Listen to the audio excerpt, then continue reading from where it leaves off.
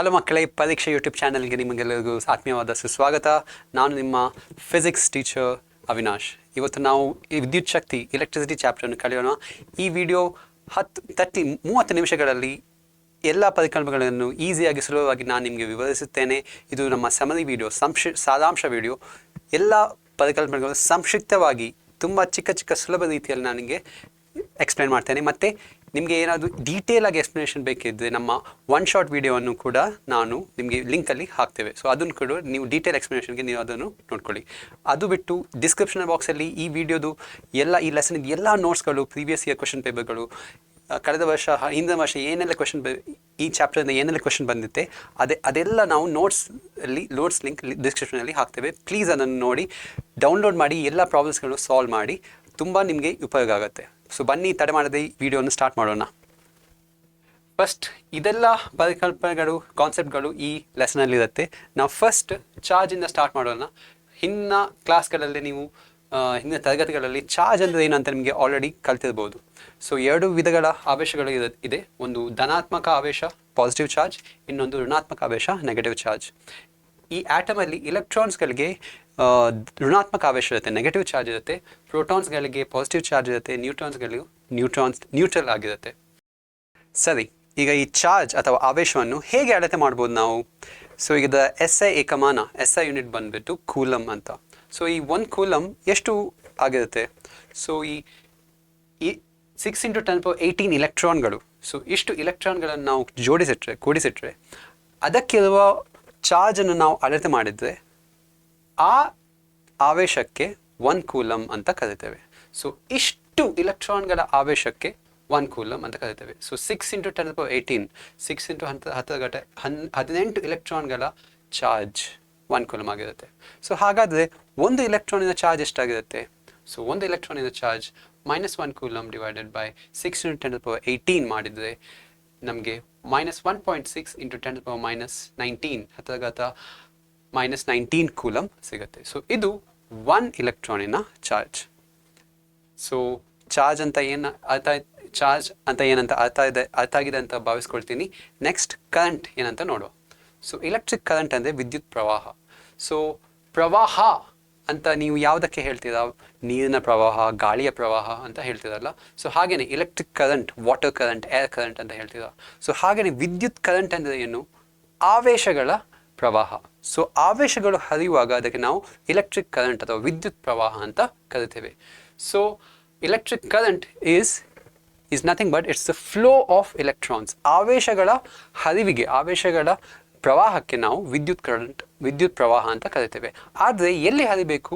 ಒಂದು ನಿರ್ದಿಷ್ಟ ಜಾಗದಲ್ಲಿ ಅಥವಾ ನಿರ್ದಿಷ್ಟ ಏರಿಯಾದಲ್ಲಿ, ನಿರ್ದಿಷ್ಟ ಕ್ಷೇತ್ರದಿಂದ ಮೂಲಕ ಹರಿಯುವ ಆವೇಶಗಳಿಗೆ ವಿದ್ಯುತ್ ಪ್ರವಾಹ ಅಂತ ಕರಿತೇವೆ. ಸೊ ಇಲ್ಲಿ ಒಂದು ವಾಹಕ ಇದೆ. ಈ ವಾಹಕದಲ್ಲಿ Q ಅಂತ ಒಂದು ರೆಪ್ರೆಸೆಂಟ್ ಮಾಡಿದಾರಲ್ಲ. ಸೊ ಈ Q ಅಂದರೆ ಚಾರ್ಜ್. ಸೊ ಈ ಚಾರ್ಜ್ ಈ ಏರಿಯಾ ಇದೆಯಲ್ಲ, ಈ ಕ್ಷೇತ್ರದ ಮೂಲಕ ಹರಿಯುತ್ತಿದೆ. ಸೊ ಇದಕ್ಕೆ ನಾವು ಕರೆಂಟ್ ಅಥವಾ ವಿದ್ಯುತ್ ಪ್ರವಾಹ ಅಂತ ಕರಿತೇವೆ. ಸೊ ಇದನ್ನು ಹೇಗೆ ನಾವು ಅಳತೆ ಮಾಡ್ಬೋದು? So current I = charge divided by time t.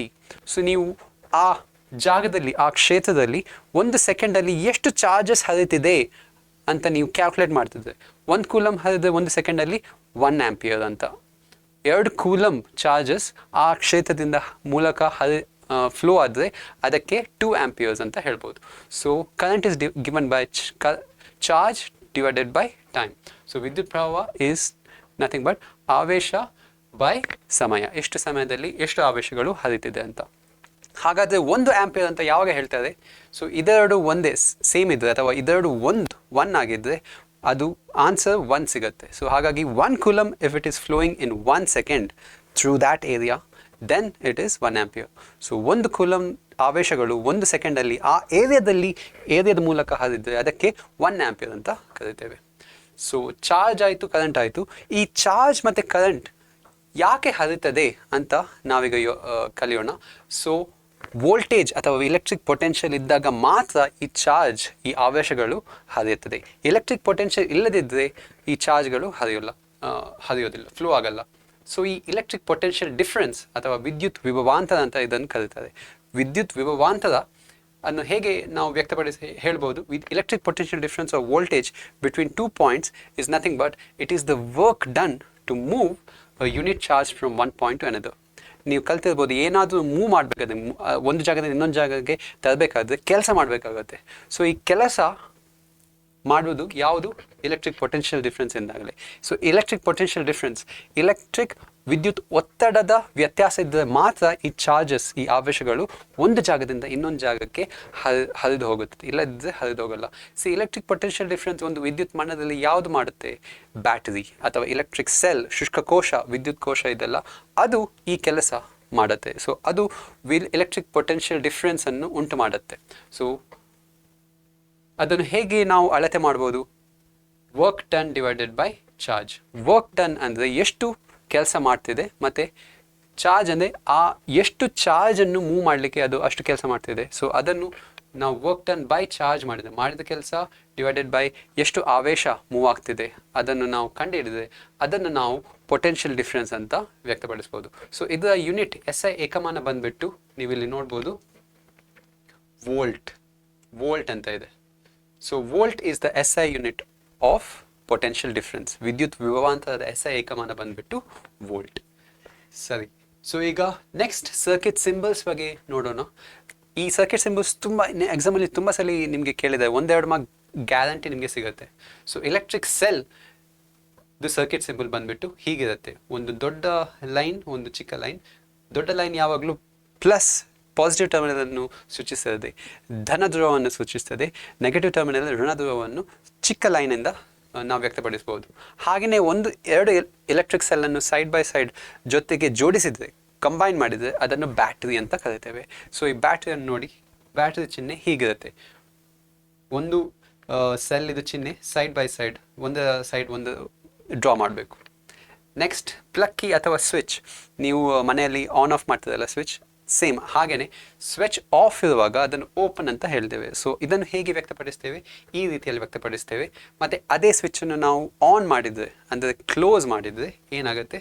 ಈ ರೀತಿ ಸಿಂಬಲ್ ತೋರಿಸ್ಬೇಕು. ನೆಕ್ಸ್ಟ್ ಎರಡು ವಯರನ್ನು ನೀವು ಜಾಯಿನ್ ಮಾಡಿದರೆ, ಜಾಯಿನ್ ಅಂದರೆ ಹೇಗೆ? ವಯರ್ ಹೊರಗಡೆ ಒಂದು ರಬ್ಬರ್ ಕವರಿಂಗ್ ಇರುತ್ತೆ, ಅದನ್ನು ತೆಗೆದು ಒಳಗಿದು ತಾಮ್ರದ ತಂತಿಯನ್ನು ನೀವು ಇನ್ನೊಂದು ತಾಮ್ರದ ತಂತಿಗೆ ಜಾಯಿನ್ ಮಾಡಿದರೆ ಅದು ವಯರ್ ಜಾಯಿಂಟ್ ಅಂತ ಕರಿತೇವೆ. ಸೊ ವಯರ್ ಜಾಯಿಂಟ್ ಇರುವಲ್ಲಿ ಎಲ್ಲ ನಾವು ಹೀಗೆ ಎರಡು ಲೈನ್ ಹಾಕಿ, ಎಲ್ಲಿ ವಯರ್ ಜಾಯಿಂಟ್ ಇದೆ ಅಲ್ಲಿ ಒಂದು ಬಿಂದುವನ್ನು ಹಾಕಬೇಕು. ಹಾಗೆಯೇ ಎರಡು ವಯರ್ಗಳು ಜಾಯಿನ್ ಆಗದೆ ಒಂದರ ಮೇಲೊಂದು ಹೀಗೆ ಇಟ್ಟರೆ ಅದಕ್ಕೆ ನಾವು ಈ ರೀತಿಯಲ್ಲಿ ಸೂಚಿಸ್ತೇವೆ. ಬಲ್ಬಿದು ಎಲೆಕ್ಟ್ರಿಕ್ ಸಿಂಬಲ್ ಹೀಗಿರುತ್ತೆ. ಹಾಗೆಯೇ ಎಲೆಕ್ಟ್ರಿಕ್ ರೆಸಿಸ್ಟರ್ ಅಥವಾ ರೋಧಕದ ಎಲೆಕ್ಟ್ರಿಕ್ ಸಿಂಬಲ್ ಹೀಗಿರುತ್ತೆ. ರೋಧಕ ಏನು ಮಾಡುತ್ತೆ?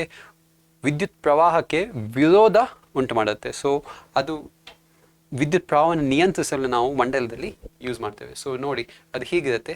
ಹಾಗೆಯೇ ವೇರಿಯಬಲ್ ರೆಸಿಸ್ಟೆನ್ಸ್ ಅಥವಾ ಬದಲಾಯಿಸಬಹುದಾದ ರೋಧ ಅಥವಾ ರಿಯೋಸ್ಟ್ಯಾಟ್ ಹೇಗಿರುತ್ತೆ? ಈ ರೀತಿಯಲ್ಲಿ ಇರುತ್ತೆ. ರಿಯೋಸ್ಟ್ಯಾಟ್ ಮತ್ತು ರೆಸಿಸ್ಟರ್ ಮೇಲೆ ಏನು ಡಿಫ್ರೆನ್ಸು? ರೆಸಿಸ್ಟರ್ ಒಂದ್ಸಲಿ ನೀವು ಮಂಡಲದಲ್ಲಿ ಹಾಕಿ ಆದಮೇಲೆ ಅದರ ರೋಧ ನೀವು ಚೇಂಜ್ ಮಾಡಲಿಕ್ಕೆ ಆಗಲ್ಲ, ಅದನ್ನು ಮಂಡಲದಿಂದ ತೆಗೆದು ಹೊಸ ರೆಸಿಸ್ಟರ್ ಹಾಕಬೇಕಾಗತ್ತೆ. ಅದರ ವೇರಿಯಬಲ್ ರೆಸಿಸ್ಟೆನ್ಸ್ ಏನಾಗಬಹುದು, ರಿಯೋಸ್ಟ್ಯಾಟ್ ಹೇಗೆ ಬಳಸ್ಬೋದು? ಒಂದ್ಸಲಿ ಮಂಡಲದಲ್ಲಿ ಇಟ್ಟರೆ ಆ ಮಂಡಲದಲ್ಲಿ ಇದ್ದಾಗಲೇ ಅದರ ರೋಧ ನಾವು ಚೇಂಜ್ ಮಾಡ್ಬೋದು. ಸರಿ, ನೆಕ್ಸ್ಟ್ ವೋಲ್ಟ್ ಮೀಟರ್ ಯಾಕೆ ಯೂಸ್ ಆಗುತ್ತೆ? ವಿದ್ಯುತ್ ವಿಭವಾಂತರವನ್ನು ಅಳತೆ ಮಾಡಲಿಕ್ಕೆ ಈ ವೋಲ್ಟ್ ಮೀಟರ್ ಯೂಸ್ ಆಗುತ್ತೆ. ಹಾಗೆಯೇ ಎಲೆಕ್ಟ್ರಿಕ್ ಕರೆಂಟ್ ಅನ್ನು ಅಳತೆ ಮಾಡೋದು ಹೇಗೆ? ಎಮೀಟರಿಂದ ಇದನ್ನು ಅಳತೆ ಮಾಡ್ಬೋದು. ವೋಲ್ಟ್ ಮೀಟರ್ ನಾವು ಹೀಗೆ ಸೂಚಿಸ್ತೇವೆ, ಎಮೀಟರನ್ನು ನಾವು ಹೀಗೆ ಸೂಚಿಸ್ತೇವೆ. ಒಂದು ಇಂಪಾರ್ಟೆಂಟ್ ವಿಷಯ ನೀವು ಯಾವಾಗಲೂ ಏನು ಗಮನದಲ್ಲಿ ಇಟ್ಕೊಳ್ಬೇಕಂದ್ರೆ, ವೋಲ್ಟ್ ಮೀಟರನ್ನು ಯಾವಾಗಲೂ ಸಮಾಂತರ ರೀತಿಯಲ್ಲಿ ನೀವು ಜೋಡಿಸಬೇಕು ಮಂಡಲದಲ್ಲಿ. ಹಾಗೆಯೇ ಎಮೀಟರನ್ನು ಯಾವಾಗಲೂ ಸರಣಿ ಕ್ರಮದಲ್ಲಿ ನೀವು ಜೋಡಿಸಬೇಕು. ಸರಿ, ಈಗ ಚಾರ್ಜ್ ಆಯಿತು, ಇಲ್ಲ ಕರೆಂಟ್ ಆಯಿತು, ವೋಲ್ಟೇಜ್ ಆಯಿತು, ಸರ್ಕ್ಯೂಟ್ ಸಿಂಬಲ್ಸ್ ಆಯಿತು. ನೆಕ್ಸ್ಟ್ ನಾವು ಓಮ್ಸ್ ಲಾ ಬಗ್ಗೆ, ಓಮ್ನ ನಿಯಮ ಬಗ್ಗೆ ಕಲಿಯುವ. ಇದು ಒಂದು ತುಂಬ ಇಂಪಾರ್ಟೆಂಟ್ ನಿಯಮ. ನೀವು ಇದನ್ನು ಅರ್ಥ ಮಾಡ್ಕೊಂಡ್ರೆ ಎಲ್ಲ ಕ್ವೆಶನ್ಸ್ ತುಂಬ ಈಸಿಯಾಗಿ ಸಾಲ್ವ್ ಮಾಡ್ಬೋದು. ಸೊ ಏನು ಹೇಳ್ತದೆ ಈ ಓಮ್ಸ್ ನಿಯಮ? ಏನು ಹೇಳ್ತದೆ ಅಂದರೆ, potential difference V across the ends of a given metallic wire of an electric circuit is directly proportional to the current flowing through it, provided its temperature remains the same. ತುಂಬ ದೊಡ್ಡ sentence, ಅದೇ ಭಯಪಡಿಸ್ಕೊಳ್ಬೇಡಿ, ಅದನ್ನು ಈಸಿಯಾಗಿ ಈ ರೀತಿಯಲ್ಲಿ ಬರೀಬೋದು. So voltage ಏನಿದೆ ಅದು directly proportional to current. ವಿದ್ಯುತ್ ವಿಭವಾಂತರ ಮತ್ತು ವಿದ್ಯುತ್ ಪ್ರವಾಹ ಎರಡು ನೇರ ಅನುಪಾತದಲ್ಲಿ ಇರುತ್ತದೆ. ಇದರ ಅರ್ಥ ಏನು? ಒಂದು ಮಂಡಲದಲ್ಲಿ ಕರೆಂಟ್ ಒಂದು ವಾಹಕದ ಮೂಲಕ ಕರೆಂಟ್ ವಿದ್ಯುತ್ ಪ್ರವಾಹ ಜಾಸ್ತಿ ಆದಾಗ ಅದರ ತುದಿಗಳಲ್ಲಿರುವ ವಿದ್ಯುತ್ ವಿಭವಾಂತರ ಕೂಡ ಜಾಸ್ತಿ ಆಗುತ್ತೆ. ವಿದ್ಯುತ್ ಪ್ರವಾಹ ಕಡಿಮೆ ಆದಾಗ ವಾಹಕದ ತುದಿಗಳಲ್ಲಿ ವಿದ್ಯುತ್ ವಿಭವಾಂತರ ಕೂಡ ಕಡಿಮೆ ಆಗುತ್ತೆ. ಸೊ ಇದೇ ಓಮ್ಸ್ ಲಾ ಹೇಳುತ್ತದೆ. ವೋಲ್ಟೇಜ್ ಮತ್ತು ಕರೆಂಟ್ ಡೈರೆಕ್ಟ್ಲಿ ಪ್ರಪೋರ್ಷನಲ್. ಒಂದು ಜಾಸ್ತಿ ಆದಾಗ ಇನ್ನೊಂದು ಜಾಸ್ತಿ ಆಗುತ್ತೆ, ಇನ್ನೊಂದು ಕಡಿಮೆ ಆದಾಗ ಇನ್ನೊಂದು ಕೂಡ ಕಡಿಮೆ ಆಗುತ್ತೆ. ಸೊ ಇದೇ ಅದರ ಮೂಲ ಪರಿಕಲ್ಪನೆ. ಸೊ ಅದನ್ನು ನಾವು ಈ ರೀತಿಯಲ್ಲಿ ಬರಿಬೋದು. V is directly proportional to I. ಈಗ ನೀವು ಪ್ರಪೋರ್ಷನಾಲಿಟಿ ಅದನ್ನು ಸಿಂಬಲನ್ನು ತೆಗೆಯುವಾಗ ಇಸ್ ಟು ಹಾಕುವಾಗ ಏನಾಗುತ್ತೆ, ಒಂದು ಸ್ಥಿರಾಂಕ ಬರುತ್ತದೆ ಆರ್. ಆರ್ ಅನ್ನೋದು ರೋಧಕ. ಸೊ ಈ ರೋಧಕ ಈ ಓಮ್ಸ್ ಲಾನಿಂದ ನಮಗೆ ಸಿಗುವ ಒಂದು ಸ್ಥಿರಾಂಕ. ಸೊ ಈ ರೋಧಕ ಇದರ ಯೂನಿಟ್ ಬಂದುಬಿಟ್ಟು ಓಮ್ ಅಂತ. ಸೊ ಬೇರೆ ಬೇರೆ ವಾಹಕಗಳಿಗೆ ಬೇರೆ ಬೇರೆ ರೋಧಕಗಳು ಇರುತ್ತೆ. ಸೊ ಈ ರೋಧಕಗಳು ಕೆಲವು ಅಂಶಗಳ ಮೇಲೆ ಡಿಪೆಂಡ್ ಆಗುತ್ತೆ. ಸೊ ಕೆಲವು ರೋಧಕಗಳು ಉದ್ದ ಇದ್ದರೆ ಅದರ ರೋಧ ಬೇರೆ ಇರ್ಬೋದು. ಸೊ ಈ ರೋಧಕ ಅಂದರೇನು ಅದು ನಾವೀಗ ಸ್ವಲ್ಪ ಹೊತ್ತಲ್ಲಿ ನೋಡ್ತೇವೆ. ಅದಕ್ಕಿಂತ ಮುಂಚೆ ಈ ಓಮ್ಸ್ ಲಾದು ಫಾರ್ಮುಲಾ, ಈ ಸೂತ್ರವನ್ನು ಕರೆಕ್ಟ್ ನೆನಪಿಸ್ಕೊಳ್ಳಿಕ್ಕೆ ಈ ರೀತಿಯಲ್ಲಿ ನೀವು ಮಾಡ್ಬೋದು. ಸೊ ಒಂದು ಟ್ರಯಾಂಗಲ್ ಹಾಕಿ VIR ಹೀಗೆ ಬರೆದು ವಿಯನ್ನು ಕಂಡುಹಿಡಬೇಕಾದ್ರೆ ಏನು ಮಾಡಬೇಕು, ವಿ ಇಲ್ಲಿರುವಾಗ ಐ ಮತ್ತು ಆರ್ ಸೈಡ್ ಬೈ ಸೈಡ್ ಇದೆ. ಸೊ ಐ ಮತ್ತು ಆರ್ ಅನ್ನು ಗುಣಿಸುವಾಗ ವಿ ಸಿಗುತ್ತೆ. So V is equal to IR. So ಹಾಗಾದರೆ ಐ ಕಂಡುಹಿಡಬೇಕಾದ್ರೆ ಏನು ಮಾಡಬೇಕು, I is equal to V ಮೇಲಿದೆ, ಆರ್ ಕೆಳಗಿದೆ. ಸೊ ವಿ ಬೈ ಆರ್ ಮಾಡಬೇಕು. So I is equal to V by R. ಹಾಗೆಯೇ R is equal to V by I ಅಂತ ನಿಮಗೆ ಸಿಗುತ್ತೆ. ಸೊ ಇದು ಒಂದು ಈಸಿ ಮೆಥಡ್ ಓಮ್ಸ್ ಲಾದ ಫಾರ್ಮುಲನ್ನು ನೆನಪಿಟ್ಕೊಳ್ಳಿಕ್ಕೆ. ಸರಿ, ಸೊ ಓಮ್ಸ್ ಲಾ ಆಯಿತು. ನೆಕ್ಸ್ಟ್ ಫ್ಯಾಕ್ಟರ್ಸ್ ಅಫೆಕ್ಟಿಂಗ್ ರೆಸಿಸ್ಟೆನ್ಸ್, ರೋಧವು ಅವಲಂಬಿಸಿರುವ ಅಂಶಗಳು. ರೋಧ ಯಾವುದರ ಮೇಲೆ ಅವಲಂಬಿತವಾಗಿದೆ ಅಂತ ನಾವೀಗ ನೋಡೋಣ. So first, length of the conductor, ವಾಹಕದ ಉದ್ದದ ಮೇಲೆ ಅವಲಂಬಿತವಾಗಿದೆ. ಸೊ ಉದ್ದ ಅಂದರೆ ಏನು, ಒಂದು ವಾಹಕ ಚಿಕ್ಕದಾಗಿದೆ, ಇನ್ನೊಂದು ವಾಹಕ ದೊಡ್ಡದಾಗಿದೆ. ಸೊ ದೊಡ್ಡ ವಾಹಕದ ಉದ್ದವಾಗಿದ್ದರೆ ಅದರ ರೋಧ ಕೂಡ ಹೆಚ್ಚಾಗಿರುತ್ತೆ. ಇದರ ಉದ್ದ ಚಿಕ್ಕದಾಗಿದ್ದರೆ ಅದರ ರೋಧ ಕೂಡ ಕಡಿಮೆ ಇರುತ್ತೆ. ಸೊ ರೋಧ ಮತ್ತು ಅದರ ವಾಹಕದ ಉದ್ದ ನೇರ ಅನುಪಾತದಲ್ಲಿರುತ್ತೆ. So resistance is directly proportional to length of the conductor. ಹಾಗೆಯೇ ಏರಿಯಾ ಆಫ್ ಕ್ರಾಸ್ ಸೆಕ್ಷನ್ ಕೂಡ ಎಫೆಕ್ಟ್ ಆಗುತ್ತೆ. ಹೇಗೆ ಎಫೆಕ್ಟ್ ಆಗುತ್ತೆ, ಒಂದು ವಾಹಕ ದಪ್ಪವಾಗಿರುತ್ತೆ, ಇನ್ನೊಂದು ವಾಹಕ ಸ್ವಲ್ಪ ತೆಳ್ಳಗಾಗಿರುತ್ತೆ. ಸೊ ಯಾವುದರಲ್ಲಿ ರೋಧ ಜಾಸ್ತಿ ಇರುತ್ತೆ, ಇದರಲ್ಲಿ ರೋಧ ಜಾಸ್ತಿ ಇರುತ್ತೆ. The resistance is more here. Why? Because you can see ಸ್ವಲ್ಪ ತೆಳ್ಳಗಾಗಿದೆ. If it is very thin, electricity faces a lot of obstruction to go. ಆದರೆ ಇದರಲ್ಲಿ ಇದು ದಪ್ಪ ಇರೋದ್ರಿಂದ ಸ್ವಲ್ಪ it is very thick. So electricity can flow easily, ಸುಲಭವಾಗಿ ವಿದ್ಯುತ್ ಪ್ರವಾಹ ಉಂಟಾಗುತ್ತೆ. ಸೊ ಹಾಗಾಗಿ ಇದರ ರೋಧ ಕಡಿಮೆ ಇರುತ್ತೆ, ಇದರದ್ದು ಜಾಸ್ತಿ ಇರುತ್ತೆ. ಸೊ ಅದಕ್ಕೋಸ್ಕರ ಅದನ್ನು ಇದು ವಿಲೋಮಾನುಪಾತದಲ್ಲಿ ಇರುತ್ತೆ. So R is inversely proportional to 1/A. ಇನ್ನೊಂದು ಅಂಶ ಏನಂದರೆ ನೇಚರ್ ಆಫ್ ದ ಮೆಟೀರಿಯಲ್, ವಸ್ತುವಿನ ಪ್ರಾಕೃತಿಕ ಗುಣ. ಅಂದರೆ ಕೆಲವು ವಾಹಕಗಳು ತಾಮ್ರದಿಂದ ಮಾಡಿರ್ತಾರೆ, ಕೆಲವು ವಾಹಕಗಳು ಬೆಳ್ಳಿಯಿಂದ ಮಾಡಿರ್ತಾರೆ. ಸೊ ತಾಮ್ರ ಮತ್ತು ಬೆಳ್ಳಿ ಇವೆರಡರದ್ದು ರೋಧ ಕೂಡ ಬೇರೆ ಬೇರೆ ಇರುತ್ತೆ. ಸೊ ಇದರ ಮೇಲೆ ಕೂಡ ರೋಧವು ಅವಲಂಬಿತವಾಗಿದೆ. ಸೊ ಇದನ್ನೇ ನಾನು ಈ ರೀತಿಯಲ್ಲಿ ಬರಿಬೋದು. R is directly proportional to L, R is inversely proportional to 1/A. So ರೋಧ ಮತ್ತು ಉದ್ದ ನೇರ ಅನುಪಾತದಲ್ಲಿರುತ್ತೆ, ರೋಧ ಮತ್ತು ಕ್ರಾಸ್ ಸೆಕ್ಷನ್ ಏರಿಯಾ ವಿಲೋಮಾನುಪಾತದಲ್ಲಿರುತ್ತೆ. ಸೊ ಹಾಗಾಗಿ ಇಸ್ ಈಕ್ವಲ್ ಟು ಸೈನ್ ಹಾಕುವಾಗ ಇಲ್ಲಿ ಕೂಡ ಒಂದು ಸ್ಥಿರಾಂಕ ಸಿಗುತ್ತೆ. ಇಲ್ಲಿಯ ಸ್ಥಿರಾಂಕಗೆ ರೋ ಅಂತ ಹೇಳ್ತೇವೆ. ರೋ ಅಂದರೆ ಹೀಗೆ. ಸೊ ಇದು ರೋ ಅಂದರೆ ಏನು, ಇದು ರೆಸಿಸ್ಟಿವಿಟಿ ಮತ್ತು ರೆಸಿಸ್ಟೆನ್ಸ್ ಮೇಲೆ ಕನ್ಫ್ಯೂಸ್ ಮಾಡ್ಕೊಳ್ಬೇಡಿ. ರೆಸಿಸ್ಟಿವಿಟಿ ಅಂದರೆ ಒಂದು ವಸ್ತುವಿನ ವಿಶಿಷ್ಟ ಗುಣ. Resistivity, this is a characteristic material property of a material. ಇದು ರೆಸಿಸ್ಟಿವಿಟಿ, ವಾಹಕ ಉದ್ದ ಇದ್ದರೆ ಅದು ಚೇಂಜ್ ಆಗಲ್ಲ, ಅದು ದಪ್ಪ ಇದ್ದರೆ ಚೇಂಜ್ ಆಗಲ್ಲ. ಒಂದು ವಾಹಕ ತಾಮ್ರದಿಂದ ಮಾಡಿದರೆ ಆ ತಾಮ್ರಕ್ಕೆ ಒಂದೇ ರೆಸಿಸ್ಟಿವಿಟಿ ಇರುತ್ತೆ. ಅದು ಎಷ್ಟೇ ಉದ್ದ ಇರಲಿ, ಎಷ್ಟೇ ದಪ್ಪ ಇರಲಿ, ರೆಸಿಸ್ಟಿವಿಟಿ ಚೇಂಜ್ ಆಗಲ್ಲ. ಆದರೆ ರೋಧ, ರೆಸಿಸ್ಟೆನ್ಸ್ ಚೇಂಜ್ ಆಗ್ಬೋದು. ಇದಕ್ಕೆ ರೋಧಶೀಲತೆ ಅಂತ ಕರೀತಾರೆ. ಸೊ ಈ ರೋಧಶೀಲತೆ ಇದರದ್ದು ಯೂನಿಟ್ ಬಂದುಬಿಟ್ಟು ಓಮ್ ಮೀಟರ್ ಅಂತ.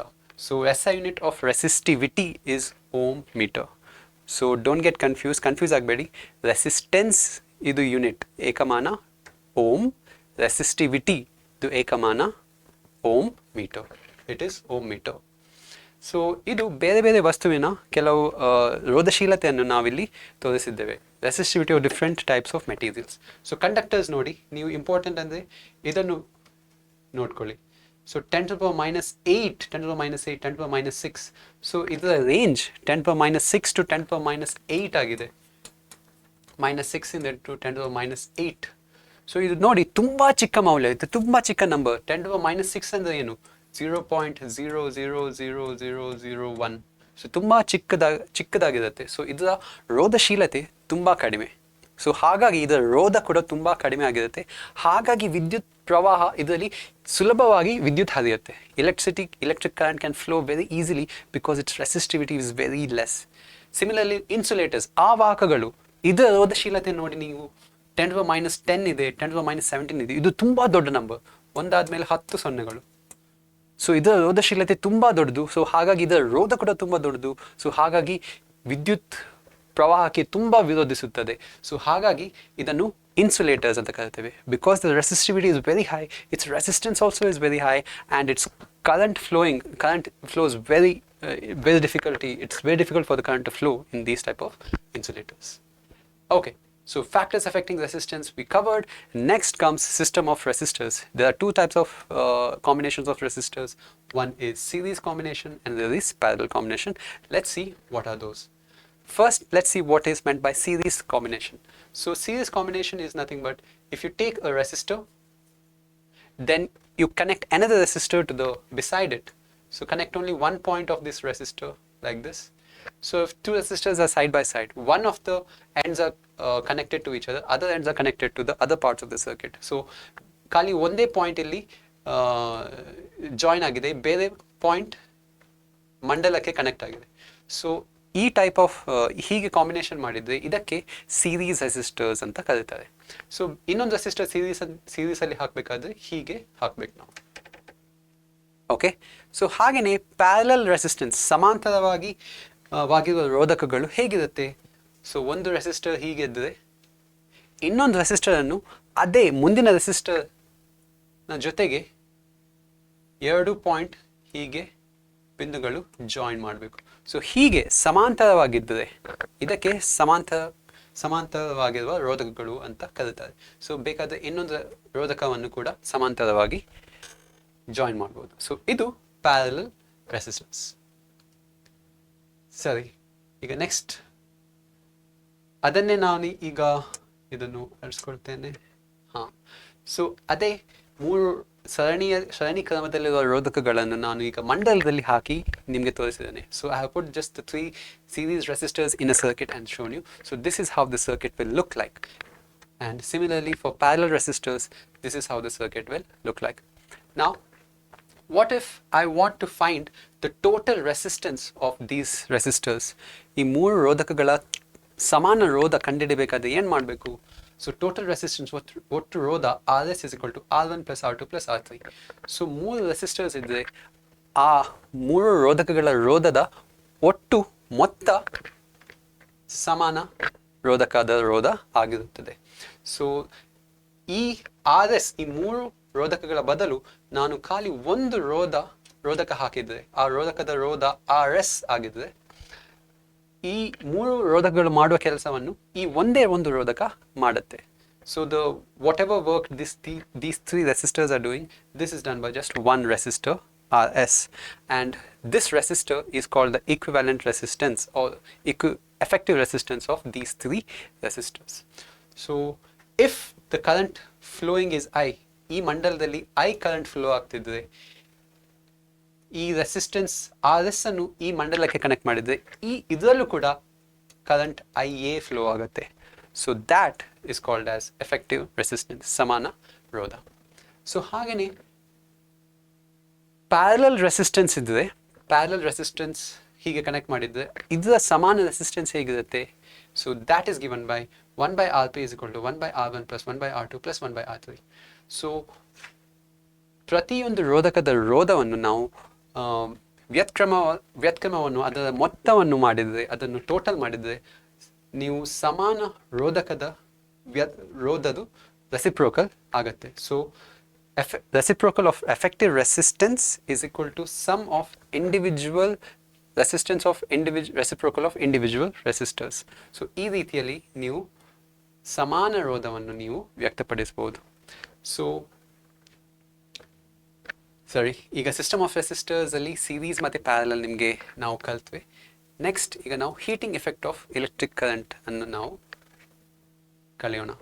ಸೊ ಫಸ್ಟ್ ಈ heating effect of electric current Joule ಅಂತ ಒಬ್ಬರು ಸೈಂಟಿಸ್ಟ್, ಭೌತವಿಜ್ಞಾನಿ ಇದರ ಬಗ್ಗೆ ತುಂಬ ಕೆಲಸ ಮಾಡಿದ್ರು. ಸೊ ಅವರು ತುಂಬ ತಮ್ಮ ಪ್ರಯೋಗಗಳಲ್ಲಿ ಏನು ಒಬ್ಸರ್ವ್ ಮಾಡಿದ್ದಾರೆ, ಏನು ನೋಡಿದ್ರಂದರೆ, ಯಾವುದೇ ವಾಹಕದಿಂದ ಒಂದು ಕರೆಂಟ್ ವಿದ್ಯುತ್ ಪ್ರವಹಿಸುವಾಗ ಅದರಲ್ಲಿ ಅದರ ತಾಪಮಾನ ಹೆಚ್ಚಾಗುತ್ತೆ. There is a heating effect, ಉಷ್ಣೋತ್ಪತ್ತಿ ಆಗುತ್ತೆ.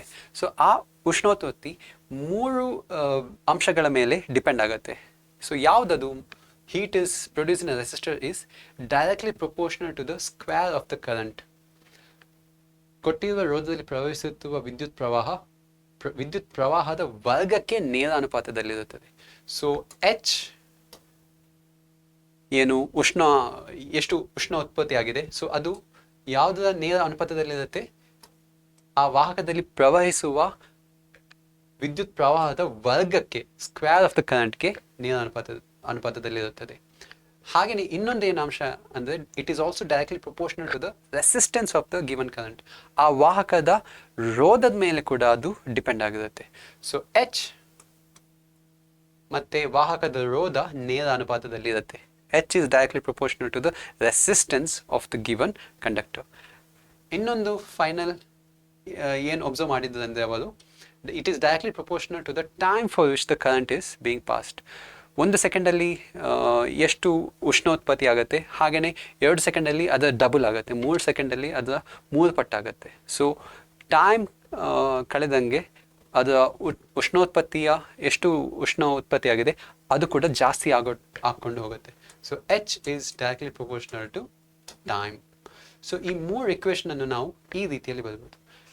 ಸೊ ಇದು ಕೊನೆಯದಾಗಿ ನಮಗೆ ಎಲ್ಲನೂ ಕಂಬೈನ್ ಮಾಡಿದರೆ, ಜೋಡಿಸಿದರೆ H is equal to I square RT ಅಂತ ಸಿಗುತ್ತೆ. So this is Jules law of heating.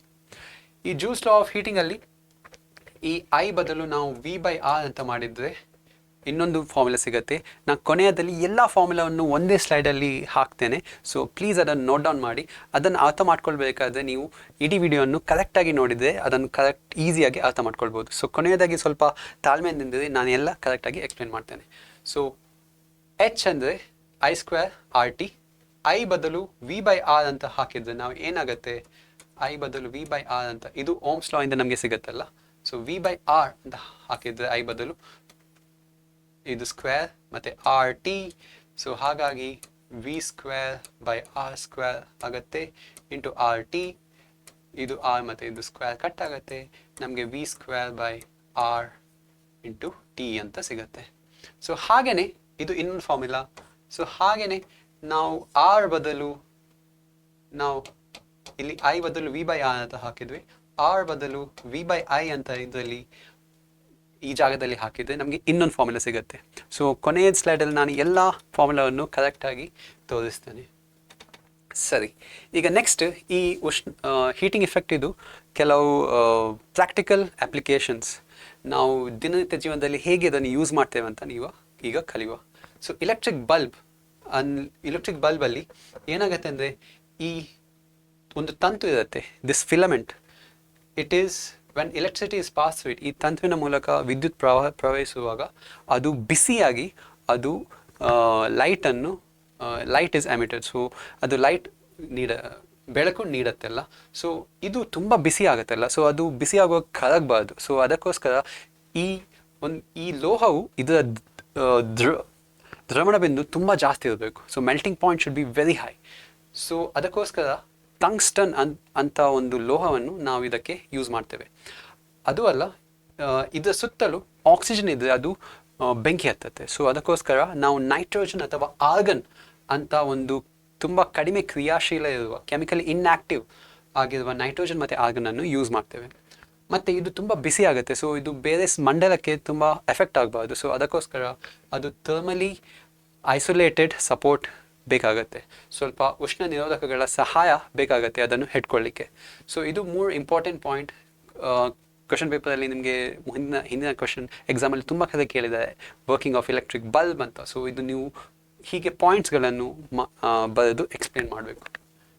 Next electric fuse ಕೂಡ ತುಂಬ ಇಂಪಾರ್ಟೆಂಟ್. ತುಂಬ ಸಲ ಕ್ವೆಶನ್ಸ್ ಕೇಳಿದ್ದಾರೆ. ಎಲೆಕ್ಟ್ರಿಕ್ ಫ್ಯೂಸಲ್ಲಿ ಏನಿರುತ್ತೆ, ಒಂದು ವಯರ್ ಇರುತ್ತೆ. ಸೊ ಜಾಸ್ತಿ ವಿದ್ಯುತ್ ಪ್ರವಾಹ ಆಗುವಾಗ ಈ ವಯರ್ ಹೀಟಾಗಿ ಕರಗಿ ಹೋಗುತ್ತೆ. ಮತ್ತು ಆ ಜಾಸ್ತಿ the high electric current is not affecting other devices. ಅದು ಬೇರೆ ಉಪಕರಣಗಳನ್ನು ಹಾಳು ಮಾಡಲ್ಲ. ಸೊ ವಿದ್ಯುತ್ ವಯರ್ ಕರಗಿ ಹೋದರೆ ಹೊಸ ವಯರ್ ತಂದು ಹಾಕ್ಬೋದು, ಅದು ಉಪಕರಣಗಳು ಹಾಳಾಗಲ್ಲ. ಸೊ ಹೀಗೆ ಎಲೆಕ್ಟ್ರಿಕ್ ಫ್ಯೂಸ್ ಉಪಕರಣಗಳನ್ನು ಪ್ರೊಟೆಕ್ಟ್ ಮಾಡುತ್ತೆ.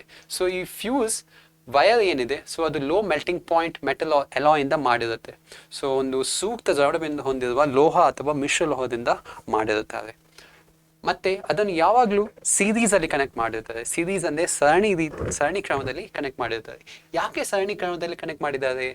ಸೊ ಒಂದು ಡಿವೈಸ್ ಇದೆ ಅಂದ್ಕೊಳ್ಳಿ, ಜಾಸ್ತಿ ವಿದ್ಯುತ್ ಪ್ರವಾಹ ಆಗುವಾಗ ಈ ಡಿವೈಸ್ ಹಾಳಾಗೋಗುತ್ತೆ.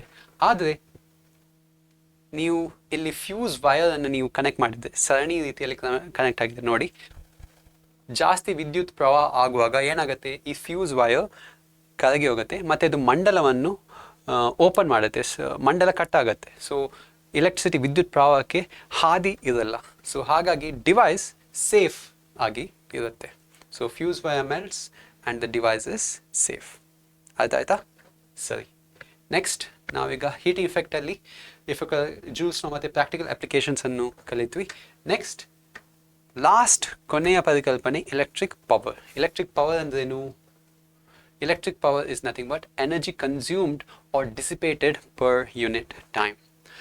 ಯಾವುದೇ ಒಂದು ಬಲ್ಬ್ ಎನರ್ಜಿ ಬಳಕೆ ಮಾಡ್ತಿರುತ್ತೆ, ಆದರೆ ಪ್ರತಿಯೊಂದು ಸೆಕೆಂಡಲ್ಲಿ ಎಷ್ಟು ಎನರ್ಜಿ ಬಳಕೆ ಆಗ್ತಿದೆ ಅಥವಾ ಎಷ್ಟು ಎನರ್ಜಿ ಕ್ಷೀಣಿಸುವ ದರ, ಎಷ್ಟು ಎನರ್ಜಿಯನ್ನು ಅದು ಎನ್ವೈರ್ಮೆಂಟಿಗೆ ಡಿಸಿಪೇಟ್ ಮಾಡ್ತಿದೆ, ರಿಲೀಸ್ ಮಾಡ್ತಿದೆ. ಸೊ ಅದರ ದರ ಪ್ರತಿಯೊಂದು ಸೆಕೆಂಡಿಗೂ ಎಷ್ಟು ಎನರ್ಜಿ ಕನ್ಸ್ಯೂಮ್ ಆಗ್ತಿದೆ, ಅದೇ ಎಲೆಕ್ಟ್ರಿಕ್ ಪವರ್ ಅಥವಾ ವಿದ್ಯುತ್ ಸಾಮರ್ಥ್ಯ.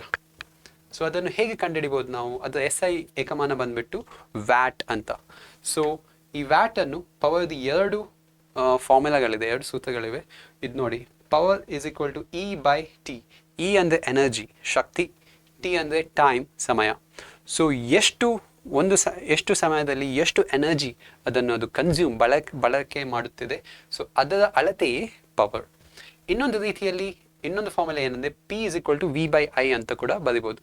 ಇದೇಗಪ್ಪ V/I ಆಯಿತು. ಸೊ V ಅನ್ನೋದು ನಮ್ಗೆ ಗೊತ್ತು is nothing but work divided by charge.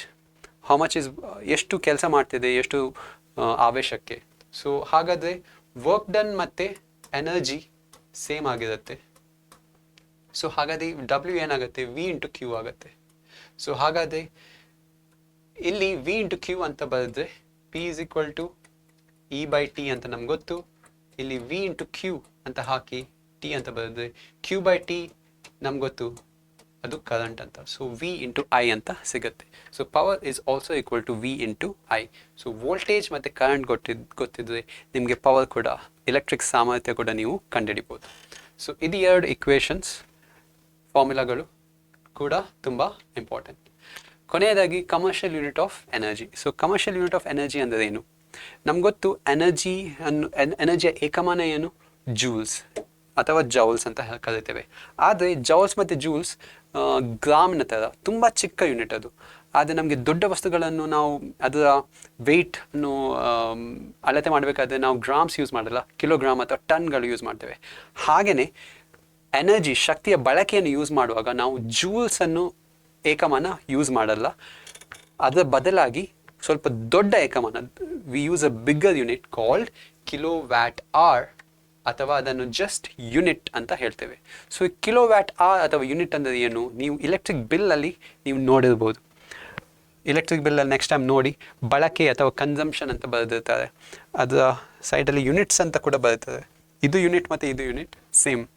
So ಇಲ್ಲಿ ಈ ಎಲೆಕ್ಟ್ರಿಕ್ ಬಿಲ್ಲಲ್ಲಿ 968 ಯೂನಿಟ್ ಯೂಸ್ ಆಗಿದೆ. ಅಂದರೆ 968 ಕಿಲೋವ್ಯಾಟ್ ಅವರ್ಗಳು ಅಷ್ಟು ಎನರ್ಜಿ, ಅಷ್ಟು ಶಕ್ತಿ ಆ ಮನೆಯಲ್ಲಿ ಬಳಕೆಯಾಗಿದೆ ಅಂತ ಅರ್ಥ.